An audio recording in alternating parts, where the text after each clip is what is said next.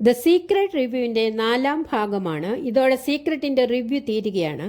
ആദ്യമായിട്ട് കാണുന്നവർ ആദ്യ 3 ഭാഗം കണ്ട ശേഷം കാണുക.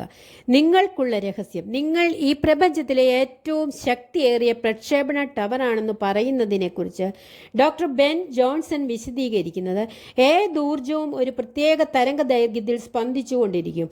നിങ്ങളുടെ തരംഗദൈർഘ്യം എപ്പോഴും നിങ്ങളുടെ ചിന്തകളെയും വികാരങ്ങളെയും ആസ്പദമാക്കിയായിരിക്കും. നിങ്ങൾ ആഗ്രഹിക്കുന്നവയെല്ലാം ഊർജത്താൽ നിർമ്മിതമാണ്. അവ സ്പന്ദിച്ചുകൊണ്ടിരിക്കും. ആശ്ചര്യം എന്ന് പറയുന്നത് ഇതാണ്: വേണം എന്ന് നിങ്ങൾ ആഗ്രഹിക്കുന്നതിൻ്റെ തരംഗം നിങ്ങൾ പ്രക്ഷേപണം ചെയ്യുന്നു. ഇതുമൂലം ആഗ്രഹിക്കുന്ന വസ്തുവിൻ്റെ ഊർജവും അതേ തരംഗദൈർഘ്യത്തിൽ സ്പന്ദിക്കാൻ തുടങ്ങുന്നു. അത് നിങ്ങളിലേക്ക് വന്നു ചേരുന്നു. നിങ്ങൾക്ക് ചിന്തകളിലൂടെ ഊർജത്തെ കേന്ദ്രീകരിപ്പിക്കുവാനും വേണമെന്ന് ആഗ്രഹിക്കുന്ന വസ്തുവിൻ്റെ സ്പന്ദനങ്ങളിൽ മാറ്റം വരുത്തുവാനുമുള്ള കഴിവ് സിദ്ധിച്ചിട്ടുണ്ട്. അങ്ങനെ നിങ്ങൾ ആഗ്രഹിക്കുന്നത് എന്തിനേയും കാന്തിക ശക്തിയിൽ എന്ന പോലെ നിങ്ങളിലേക്ക് ആകർഷിക്കുവാൻ കഴിയുന്നു. അതുകൊണ്ടാണ് നിങ്ങൾ പ്രപഞ്ചത്തിലെ ഏറ്റവും ശക്തിയേറിയ പ്രക്ഷേപണ ടവറാണെന്ന് പറയുന്നത്. ഡോക്ടർ ജോൺ ഹെഗ്ലിൻ പറയുന്നത്, മനുഷ്യനിൽ അന്തർലീനമായിരിക്കുന്ന ശക്തിക്ക് യഥാർത്ഥത്തിൽ അതിരുകളില്ല. ആ അഗാധമായ ചലനാത്മക ഊർജത്തെ നാം എത്രത്തോളം തിരിച്ചറിഞ്ഞ് പ്രയോഗിക്കുന്നുവോ അത്രത്തോളം ആ ശക്തിയെ നമുക്ക് പ്രയോജനപ്പെടുത്താം. അത് യഥാർത്ഥത്തിൽ നാം ഏത് തലത്തിൽ നിന്നാണ് ചിന്തിക്കുന്നത് എന്നതുമായി ബന്ധപ്പെട്ട് തന്നെയാണ് ഇരിക്കുന്നത്. എങ്ങനെയാണ് നിങ്ങൾ പ്രപഞ്ച മനസ്സിൽ നിന്ന് അതിനെ വലിച്ചെടുക്കുന്നത്? അതിനെക്കുറിച്ചുള്ള നിങ്ങളുടെ വിസ്മയകരമായ ഭാവനാശക്തിയെ ഉപയോഗപ്പെടുത്തിയാണ് നിങ്ങൾ അത് ചെയ്യുന്നത്. പൂർത്തീകരിക്കപ്പെടേണ്ട ആവശ്യങ്ങൾ എന്തെല്ലാമാണുള്ളതെന്ന് നിങ്ങൾക്ക് ചുറ്റും ഒന്ന് കണ്ണോടിച്ചു നോക്കൂ. അവയിൽ പലതും നിറവേറ്റുന്നതിന് ഉതകുന്ന മഹത്തായ ഒരു ആവിഷ്കാരം ഉണ്ടായിരുന്നെങ്കിൽ എന്നൊന്ന് സങ്കല്പിച്ചു നോക്കൂ. നിങ്ങൾ ചെയ്യേണ്ടത് ഇത്ര മാത്രമാണ്: ഒരു പ്രത്യേക ആവശ്യം നിറവേറ്റുന്നതിനുതകുന്ന ആവിഷ്കാരത്തെപ്പറ്റി സങ്കല്പിച്ചുകൊണ്ട് അതിൻ്റെ ഫലപ്രാപ്തിയിൽ മനസ്സിനെ ഏകാഗ്രമാക്കുക. അപ്പോൾ നിങ്ങൾക്കത് യാഥാർത്ഥ്യമാക്കാനാവും. നിങ്ങൾ ആവശ്യപ്പെടുകയും അനുഭവിക്കുകയും വിശ്വസിക്കുകയും ചെയ്താൽ നിങ്ങൾക്ക് ലഭ്യമാവും. ജോൺ അഷ്റഫിൻ്റെ വാക്കുകളിലൂടെ, അന്യരെക്കുറിച്ച് നിങ്ങൾക്കുള്ള നെഗറ്റീവായ അല്ലെങ്കിൽ നിഷേധാത്മകമായ ചിന്തകൾ എന്തുകൊണ്ടാണ് നേരെ തിരിഞ്ഞ് നിങ്ങളെ തന്നെ ദോഷകരമായി ബാധിക്കുന്നത്? നാം എല്ലാം ഒന്ന് തന്നെയാണ്. നിഷേധാത്മകമായ ചിന്തകളെയും വികാരങ്ങളെയും പ്രസരിപ്പിച്ചുകൊണ്ട് നിങ്ങളിലേക്ക് സ്വയം വിളിച്ചു വരുത്തിയാലല്ലാതെ വിനാശകരമായ ഒന്നും നിങ്ങളിലേക്ക് എത്തിച്ചേരുകയില്ല. നിങ്ങളുടെ മനസ്സിൽ ഉളവാകുന്നത് നിഷേധാത്മകമായ ചിന്തകളും വികാരങ്ങളുമാണെങ്കിൽ നിങ്ങൾ ആ പരമമായ നന്മയിൽ നിന്ന് നിങ്ങളെ തന്നെ വേർപെടുത്തുകയാണ് ചെയ്യുന്നത്. എല്ലാറ്റിൻ്റെയും സ്രോതസ്സും ദാതാവും ഈ പ്രപഞ്ചമാണ്. ഈ പ്രപഞ്ചത്തിൽ നിന്ന് നാം ആവശ്യപ്പെടുന്നതെല്ലാം വ്യക്തികളിലൂടെ, സംഭവങ്ങളിലൂടെ, സാഹചര്യങ്ങളിലൂടെ ആകർഷണ നിയമം നമുക്ക് എത്തിച്ചു തരും.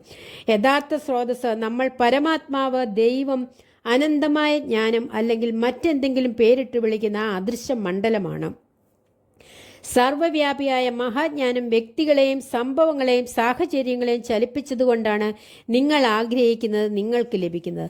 മൈക്കിൾ ബെർണാഡ് ബെക്വിത്ത് പറയുന്നത്, ഭൗതിക ശരീരത്തിലെ ദൈവ സാന്നിധ്യമാണ് നിങ്ങൾ. ദേഹിയും ദേഹവുമാണ് നിങ്ങൾ. ശാശ്വത ജീവന്റെ സ്വയം പ്രകാശനമാണ് നിങ്ങൾ. ഊർജമാണ്, ജ്ഞാനമാണ്, പൂർണ്ണതയാണ്. നിങ്ങൾ സൃഷ്ടാവാണ്. ഈ ഭൂമിയിൽ നിങ്ങൾ എന്ന സൃഷ്ടിക്ക് രൂപം നൽകുന്നത് നിങ്ങളാണ്. ജാക്ക് കാൻഫീൽഡ് പറയുന്നത്, ജീവിതത്തിൽ ആക്കപ്പെട്ടവരാണ് തങ്ങളെന്ന് ധാരാളം ആളുകൾ കരുതുന്നുണ്ട്. അവരെപ്പോഴും ദ്രോഹിക്കുന്ന മാതാപിതാക്കൾ, താളം തെറ്റിയ കുടുംബ പശ്ചാത്തലം തുടങ്ങിയവ പറഞ്ഞുകൊണ്ടിരിക്കും. 85% കുടുംബങ്ങളും ഇങ്ങനെയൊക്കെ ആയിരിക്കും. അതിനാൽ അത് നിങ്ങളുടെ സ്ഥിതി മാത്രമല്ല. കഴിഞ്ഞകാല ജീവിതത്തിലേക്ക് തിരിഞ്ഞു നോക്കിക്കൊണ്ട് കഷ്ടതകൾ മനസ്സ് കേന്ദ്രീകരിച്ചുകൊണ്ടിരുന്നാൽ നിങ്ങൾക്ക് വീണ്ടും അത്തരം കഷ്ടത നിറഞ്ഞ സാഹചര്യങ്ങൾ ജീവിതത്തിലേക്ക് വിളിച്ചു വരുത്തുകയാണ് ചെയ്യുന്നത്.